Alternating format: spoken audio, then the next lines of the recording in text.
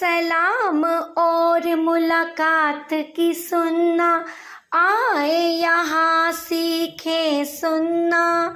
सलाम और मुलाकात की सुनना, आए यहाँ सीखे सुनना।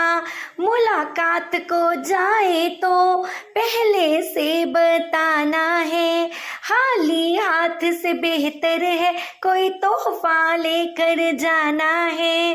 3 बार दस्तक देना है, इजाजत मिले तो अंदर जाना है। सलाम और मुलाकात की सुनना, आए यहाँ सीखे सुनना। सलाम और मुलाकात की सुनना, आए यहाँ सीखे सुनना। अच्छे से सलाम करे, हमेशा सलाम में पहल करे। मुकम्मल हो सलाम भी, मुकम्मल हो जवाब भी।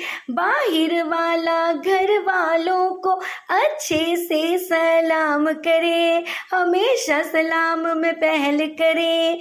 खड़ा बैठे हुए लोगों को, छोटे बड़ों को सलाम करे। मुसाफा करे, महफिल में आते जाते सबको सलाम करे।